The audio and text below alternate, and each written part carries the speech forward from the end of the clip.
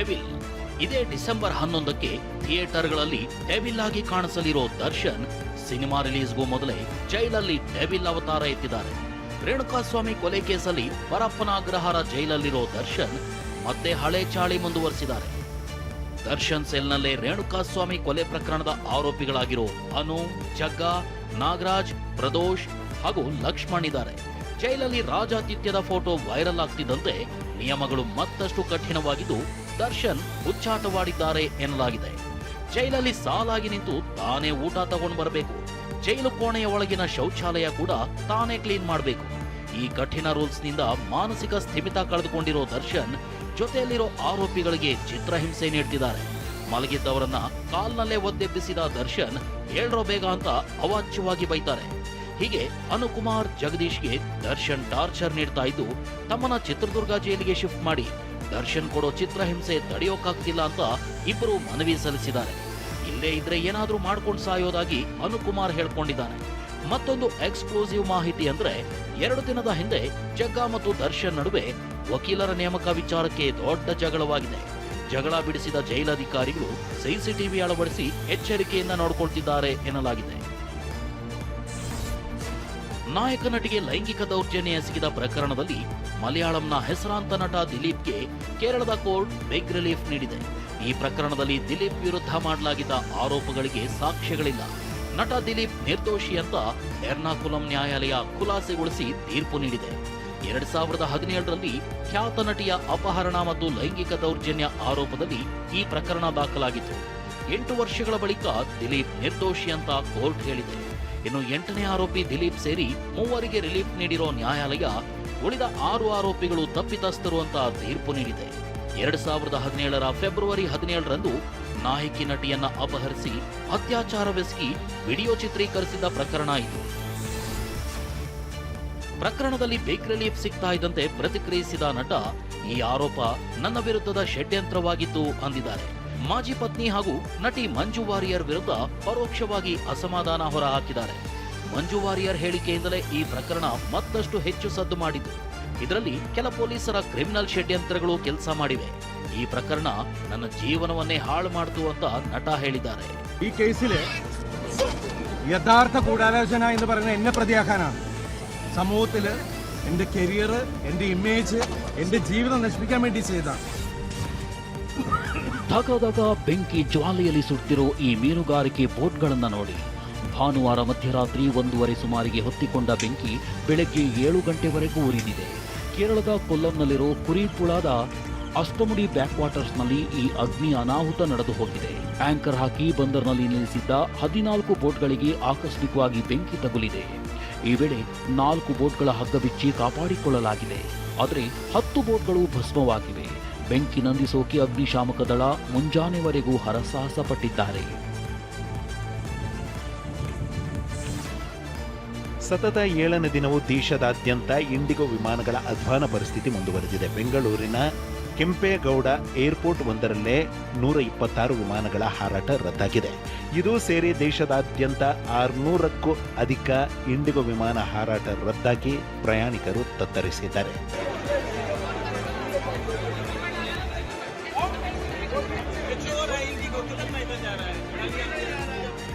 ಪ್ರಯಾಣಿಕರ ಆಕ್ರೋಶಕ್ಕೆ ತುತ್ತಾಗಿರೋ IndiGo airlines ಈವರೆಗೆ 610 ಕೋಟಿ ರೂಪಾಯಿಗೂ ಹೆಚ್ಚು ಟಿಕೆಟ್ ಹಣ ಮರುಪಾವತಿ ಮಾಡಿದೆ. ಮತ್ತೊಂದೆಡೆ ಉತ್ತರ ಪ್ರದೇಶದ ಲಖನೌದಲ್ಲಿ ದೆಹಲಿ ವಿಮಾನಕ್ಕಾಗಿ ಕಾದಿದ್ದ ಪ್ರಯಾಣಿಕ ಕಾದು ಸ್ಥಳದಲ್ಲೇ ಅನಾರೋಗ್ಯಕ್ಕೆ ತುತ್ತಾಗಿ ಕುಸಿದು ಬಿದ್ದು ಪ್ರಾಣ ಬಿಟ್ಟಿದ್ದಾನೆ. ಇಂಡಿಗೋ ವಿಮಾನಗಳ ಹಾರಾಟ ದಿಢೀರ್ ರದ್ದಾದ ಬಿಸಿ ವಿಂಗ್ ಕಮಾಂಡರ್ಗೂ ತಟ್ಟಿದೆ. ತಡರಾತ್ರಿ ಕನೆಕ್ಟಿಂಗ್ ಫ್ಲೈಟ್ ಕ್ಯಾನ್ಸಲ್ ಆಗಿದ್ರಿಂದ ಬೆಂಗಳೂರು ಏರ್ಪೋರ್ಟ್ನಲ್ಲಿ ವಿಂಗ್ ಕಮಾಂಡರ್ ಇಡೀ ರಾತ್ರಿ ಚಳಿಯಲ್ಲೇ ಕಾಲ ಕಳೆದಿದ್ದಾರೆ. ವಿಶ್ರಾಂತಿಗೂ ಸೂಕ್ತ ವ್ಯವಸ್ಥೆ ಇಲ್ಲ ಅಂತ ಆಕ್ರೋಶ ಹೊರಹಾಕಿದ್ದಾರೆ.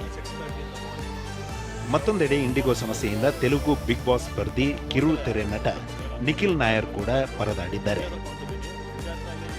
ಜೊತೆಗೆ ಬೆಂಗಳೂರು ಏರ್ಪೋರ್ಟ್ನಲ್ಲಿ ಪುಟ್ಟ ಮಕ್ಕಳಿಗೆ ಹಾಲುಣಿಸಲು, ಊಟ ತಿನ್ನಿಸಲು ಜಾಗವಿಲ್ಲದೆ ತಾಯಂದಿರು ಪರದಾಡಿದ್ದಾರೆ.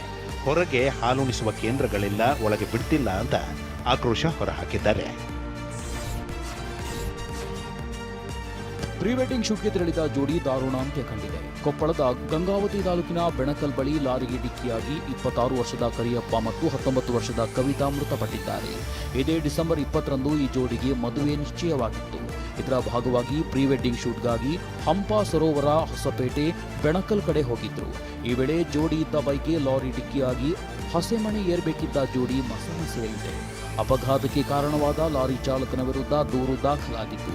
ಮದುವೆ ಸಂಭ್ರಮದಲ್ಲಿದ್ದ ಕುಟುಂಬದಲ್ಲಿ ಆಕ್ರಂದನ ಮುಗಿಲು ಮುಟ್ಟಿದೆ. ಲವ್ ಸೆಕ್ಸ್ ದೋಖಾಗೆ ಒಳಗಾಗಿ ತೀವ್ರ ನೋವಿಗೆ ಒಳಗಾದ ಯುವತಿ ಡೆತ್ ನೋಟ್ ಬರೆದಿಟ್ಟು ನೇಣಿಗೆ ಶರಣಾಗಿದ್ದಾರೆ. ರಾಮನಗರದ ವಿಭೂತಿಕೆರೆ ಗ್ರಾಮದ 22 ವರ್ಷದ ವರ್ಷಿಣಿ ಮೈಸೂರಿನ ಖಾಸಗಿ ಕಾಲೇಜಿನಲ್ಲಿ ಎಂಎಸ್ಸಿ ವ್ಯಾಸಂಗ ಮಾಡುತ್ತಿದ್ರು. ಕುಣಿಗಲ್ ಮೂಲದ ಅಭಿ ಎಂಬಾತ ವರ್ಷಿಣಿಯನ್ನ ಪ್ರೀತಿಸಿ ಲೈಂಗಿಕವಾಗಿ ಬಳಸಿಕೊಂಡಿದ್ದ ಬಳಿಕ ಮೋಸ ಮಾಡಿದ್ದಾನೆ ಅಂತ ಆರೋಪಿಸಲಾಗಿದೆ. ನನ್ನ ಸಾವಿಗೆ ಅಭಿ ಕಾರಣ, ಅಮ್ಮ ದಯವಿಟ್ಟು ನನ್ನ ಕ್ಷಮಿಸು ಎಂದು ಯುವತಿ ಡೆತ್ ನೋಟ್ ಬರೆದಿಟ್ಟಿದ್ದಾರೆ. ಒಬ್ಬ ಹುಡುಗನ ಬಗ್ಗೆ ಅವರು ಕೊಟ್ಟಿರುವಂತಹ ಚಿತ್ರಹಿಂಸೆ ಬಗ್ಗೆ ಎಲ್ಲ ಕೂಲಂಕಷವಾಗಿ ಹೇಳಿರುವಂತಹ ಕಾರಣದಿಂದ ಮೇಲ್ನೋಟಕ್ಕೆ ಅದು ದೃಢಪಟ್ಟಿರುವ ಕಾರಣದಿಂದ ಆ ಹುಡುಗನನ್ನು ದಸ್ತಗಿರಿ ಮಾಡಿದ್ದೀವಿ. ಫರ್ದರ್ ತನಿಖೆಯನ್ನು ಮುಂದುವರಿಸ್ತೀವಿ. ಹಿಂದೂ ಮುಖಂಡ ಸೌಜನ್ಯ ಅತ್ಯಾಚಾರ ಪ್ರಕರಣದ ಹೋರಾಟಗಾರ ಮಹೇಶ್ ಶೆಟ್ಟಿ ತಿಮರೋಡಿ ಗಡೀಪಾರು ಆದೇಶ ಸಂಬಂಧ ಪುತ್ತೂರು ಎಸಿ ಕೋರ್ಟ್ಗೆ ಹಾಜರಾಗಿದ್ದರು. ವಿಚಾರಣೆ ನಡೆಸಿದ ಎಸಿ ಕೋರ್ಟ್ ಡಿಸೆಂಬರ್ 11ಕ್ಕೆ ಆಕ್ಷೇಪಣೆ ಸಲ್ಲಿಸಲು ತಿಮರೋಡಿಗೆ ಸೂಚನೆ ನೀಡಿದೆ. ಈ ಸಂಬಂಧ ಮಾಧ್ಯಮಗಳಿಗೆ ಮಾಹಿತಿ ನೀಡಿದ ತಿಮರೋಡಿ ಪರ ವಕೀಲ ವಿಜಯ ವಾಸು, ತಿಮರೋಡಿ ಭಾಷಣದಿಂದ ಸಮಾಜದಲ್ಲಿ ಯಾವುದೇ ಅಹಿತಕರ ಘಟನೆ ನಡೆದಿಲ್ಲ. ಈ ಕಾರಣಕ್ಕೆ ನಮಗೆ ಸಮಯಾವಕಾಶ ನೀಡಬೇಕೆಂದು ಆಯುಕ್ತರ ಮುಂದೆ ವಾದಿಸಿದ್ದೇವೆ ಎಂದಿದ್ದಾರೆ. ಬೆಳಗಾವಿಯ ಸುವರ್ಣಸೌಧದಲ್ಲಿ ಸೋಮವಾರದಿಂದ ಅಧಿವೇಶನ ಆರಂಭವಾಗಿದೆ. ವಿಧಾನ ಪರಿಷತ್ನಲ್ಲಿ ಬಿಜೆಪಿ ಸದಸ್ಯ ಸಿಟಿ ರವಿ ಕಾಳಸಂತೆಯಲ್ಲಿ ಅನ್ನಭಾಗ್ಯದ ಅಕ್ಕಿ ಮಾರಾಟವಾಗ್ತಿರೋ ಬಗ್ಗೆ ಪ್ರಸ್ತಾಪಿಸಿದ್ರು. ಅದನ್ನ ಪತ್ತೆ ಹಚ್ಚುವ ಕೆಲಸ ಆಗ್ತಿದೆ ಅಂತ ಮುನಿಯಪ್ಪ ಉತ್ತರಿಸಿದ್ರು. ಇನ್ನು ಅಕ್ರಮ ಪತ್ತೆಗೆ ಎಸ್ಐಟಿ ರಚಿಸಿ ಅಂತ ಸಿಟಿ ರವಿ ಆಗ್ರಹಿಸಿದ್ರು. ಈ ವೇಳೆ ಮಧ್ಯ ಪ್ರವೇಶಿಸಿದ ಸಚಿವ ಪ್ರಿಯಾಂಕ್ ಖರ್ಗೆ ಅಕ್ರಮವಾಗಿ ಅಕ್ಕಿ ಸಾಗಣೆ ಮಾಡಿದವರು ಬಿಜೆಪಿಯವರು. ಪ್ರಕರಣದ A1, A2, A3 ಎಲ್ಲರೂ ಬಿಜೆಪಿ ಮೆಂಬರ್ ಅಂತ ಹೇಳಿದರು.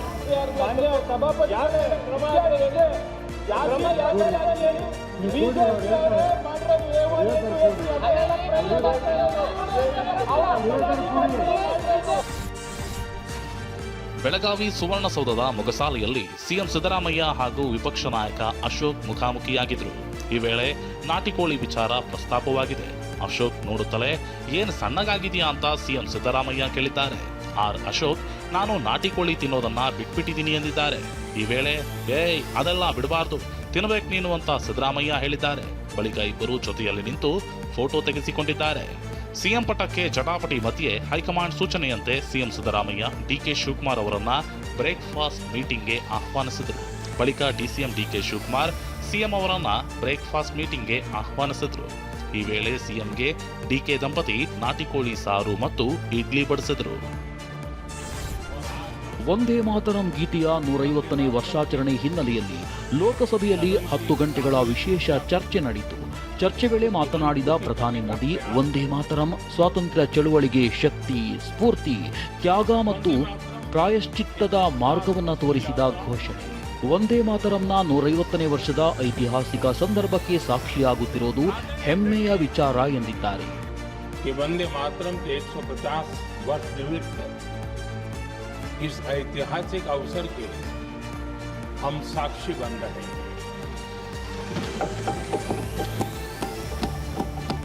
ಇನ್ನು ಮೋದಿ ವಂದೇ ಮಾತರಂ ಹಾಡಿಗೆ ಮೊಹಮ್ಮದ್ ಅಲಿ ಜಿನ್ನಾ ವಿರೋಧ ವ್ಯಕ್ತಪಡಿಸಿದ ವಿಚಾರ ಪ್ರಸ್ತಾಪಿಸಿದ್ದಾರೆ. ಅಂದು ಜಿನ್ನಾ ಭಾವನೆಗಳಿಗೆ ನೆಹರು ಸಹಮತ ವ್ಯಕ್ತಪಡಿಸಿದ್ರು. ಹೀಗಾಗಿ ವಂದೇ ಮಾತರಂನ ಕೆಲ ಚರಣಗಳನ್ನ ಕೈಬಿಡಲಾಯಿತು ಅಂತ ಮೋದಿ ಆರೋಪಿಸಿದ್ದಾರೆ. ವಂದೇ ಮಾತರಂ ವಿಭಜನೆ ವಿಚಾರದಲ್ಲಿ ನೆಹರು ಟೀಕಿಸಿದ ಪ್ರಧಾನಿ ಮೋದಿಗೆ ಕಾಂಗ್ರೆಸ್ ಸಂಸದೆ ಪ್ರಿಯಾಂಕಾ ಗಾಂಧಿ ತಿರುಗೇಟು ನೀಡಿದ್ದಾರೆ. ವಂದೇ ಮಾತರಂ ಗೀತೆಯಿಂದ ಕೆಲ ಚರಣಗಳನ್ನ ಕೈಬಿಡುವುದಕ್ಕೆ ಗಾಂಧೀಜಿ, ಸುಭಾಷ್ ಚಂದ್ರ ಬೋಸ್, ರವೀಂದ್ರನಾಥ್ ಠಾಕೂರ್ ಸೇರಿದಂತೆ ಎಲ್ಲರೂ ಸಹಮತ ವ್ಯಕ್ತಪಡಿಸಿದ್ರು. ಇದೀಗ ಆಡಳಿತ ಪಕ್ಷದವರು ಆ ಮಹಾಪುರುಷರನ್ನ ಅವಮಾನ ಮಾಡುವಷ್ಟು ಅಹಂಕಾರಿಗಳು ಆಗಿಬಿಟ್ರ ಅಂತ ಕುಟುಕಿದ್ದಾರೆ.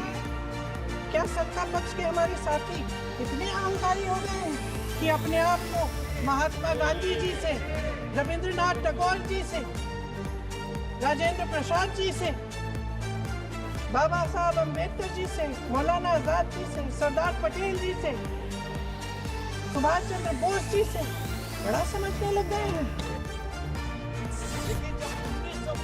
ಕಾಂಗ್ರೆಸ್ ಸಂಸದ ಗೌರವ್ ಗೊಗಾಯ್ ವಂದೇ ಮಾತರಂನ ಮೂಲ ಉದ್ದೇಶ ಬ್ರಿಟಿಷರನ್ನ ಭಾರತ ಬಿಟ್ಟು ತೊಲಗಿಸುವುದಾಗಿತ್ತು. ಆದರೆ ಬಿಜೆಪಿ ನಾಯಕರ ರಾಜಕೀಯ ಪೂರ್ವಜರು ಭಾರತ ಬಿಟ್ಟು ತೊಲಗಿ ಆಂದೋಲನದಲ್ಲಿ ಭಾಗವಹಿಸಿಲ್ಲ ಅಂತ ಪರೋಕ್ಷವಾಗಿ ಆರ್ಎಸ್ಎಸ್ ವಿರುದ್ಧ ಕಿಡಿಕಾರಿದ್ದಾರೆ. तो मैं पूछना चाहता हूं कि आपने जब वंदे मातरम का जो मूल उद्देश्य था कि अंग्रेजों भारत छोड़ो, तो भारत छोड़ो के आंदोलन में आप लोग कहां थे? क्या इतिहास गवाह नहीं कि आपके राजनीतिक पूर्वज में उनका नाम नहीं लेना चाहते, कि उन्होंने खुद कहा था कि इस आंदोलन में भाग नहीं लेने, खुद बोलते थे. ಸಮಾಜವಾದಿ ಪಕ್ಷದ ನಾಯಕ ಅಖಿಲೇಶ್ ಯಾದವ್ ಸ್ವಾತಂತ್ರ್ಯಕ್ಕಾಗಿ ಹೋರಾಟ ಮಾಡದವರಿಗೆ ವಂದೇ ಮಾತರಂನ ಮೌಲ್ಯ ತಿಳಿದಿರುವುದಿಲ್ಲ ಎಂದಿದ್ದಾರೆ. इनका इतिहास खंगाला जाए कि इन्होंने आजादी के पहले और आजादी के बाद वंदे मातरम क्यों नहीं गाया. उन मुखबरों से ये सवाल पूछा जाए कि स्वतंत्रता के बाद भी उन्होंने अपना गीत क्यों बनाया. उनकी एक रंगी सोच ने तिरंगा क्यों नहीं फहराया. वंदे मातरम सियासत के झूठे राष्ट्रवादियों के लिए नहीं है. गलत लोगों की गलत मंशा पूरा देश समझता है. ಇನ್ನು ಪಶ್ಚಿಮ ಬಂಗಾಳದ ಸಿಎಂ ಮಮತಾ ಬ್ಯಾನರ್ಜಿ ಬಿಜೆಪಿಯವರಿಗೆ ದೇಶದ ಬಗ್ಗೆ ಏನೂ ಗೊತ್ತಿಲ್ಲ, ಹೀಗಾಗಿ ನೇತಾಜಿಯವರಂತಹ ನಾಯಕರಿಗೆ ಅಪಮಾನ ಮಾಡ್ತಿದ್ದಾರೆ ಅಂತ ಕಿಡಿಕಾರಿದ್ದಾರೆ. कल मैं बीजेपी का बात भी सुना, कोई बोला कि नेताजी को हम पसंद नहीं करते हैं. अरे तुम नेताजी को पसंद नहीं करते हैं, गांधी जी को नहीं करते हैं, राजा राममोहन राय के नहीं करते हैं, तो किसको पसंद करते हैं? ये कैसे आया? ಸಿಎಂ ಸಿದ್ದರಾಮಯ್ಯಗೆ ಸುಪ್ರೀಂ ಕೋರ್ಟ್ ನೋಟಿಸ್ ಕೊಟ್ಟಿದೆ. ವರುಣಾ ವಿಧಾನಸಭಾ ಕ್ಷೇತ್ರದಿಂದ ಶಾಸಕರಾಗಿ ಆಯ್ಕೆಯಾಗಿರುವುದನ್ನು ಪ್ರಶ್ನಿಸಿ ಕೆ ಶಂಕರ್ ಎಂಪು ಅವರು ಅರ್ಜಿ ಸಲ್ಲಿಸಿದ್ರು. ಅರ್ಜಿಯ ವಿಚಾರಣೆ ನಡೆಸಿದ ನ್ಯಾಯಮೂರ್ತಿ ವಿಕ್ರಮ್ನಾಥ್ ನೇತೃತ್ವದ ದ್ವಿಸದಸ್ಯ ಪೀಠ ಸಿದ್ದರಾಮಯ್ಯ ಮತ್ತು ಚುನಾವಣಾ ಆಯೋಗಕ್ಕೆ ನೋಟಿಸ್ ಕೊಟ್ಟಿದೆ. ಮೆಟ್ರೋ ರೈಲು ಪ್ರಯಾಣಿಕರಿಗೆ ಸಿಹಿ ಸುದ್ದಿ ಸಿಕ್ಕಿದೆ. 96 ಹೊಸ ರೈಲುಗಳ ಸೇರ್ಪಡೆಗೆ ಬಿಎಂಆರ್ಸಿಎಲ್ ಮುಂದಾಗಿದ್ದು, ಇನ್ನು ಮುಂದೆ ಪ್ರತಿ 4 ನಿಮಿಷಕ್ಕೊಮ್ಮೆ ಮೆಟ್ರೋ ರೈಲು ಸಂಚರಿಸಲಿದೆ. ಟೀಂ ಇಂಡಿಯಾ ಆಟಗಾರ್ತಿ ಸ್ಮೃತಿ ಮಂಧಾನ ಮತ್ತೆ ಮೈದಾನಕ್ಕೆ ಮರಳಿದ್ದಾರೆ. ಸಂಗೀತ ನಿರ್ದೇಶಕ ಪಲಾಶ್ ಮುಚ್ಚಾಲ್ ಜೊತೆಗಿನ ವಿವಾಹ ರದ್ದು ಬಗ್ಗೆ ಸ್ಪಷ್ಟನೆ ಕೊಟ್ಟ ಬೆನ್ನಲ್ಲೇ ಸ್ಮೃತಿ ವೃತ್ತಿಯತ್ತ ಚಿತ್ತ ಹರಿಸಿದ್ದಾರೆ. ಜೆರ್ಸಿ ಪ್ಯಾಡಿಂಗ್ ಧರಿಸಿ ಸ್ಮೃತಿ ಬ್ಯಾಟಿಂಗ್ ಮಾಡುತ್ತಿರುವ ಫೋಟೋವನ್ನ ಸಹೋದರ ಶ್ರವಣ್ ಸೋಷಿಯಲ್ ಮೀಡಿಯಾದಲ್ಲಿ ಹಂಚಿಕೊಂಡಿದ್ದಾರೆ.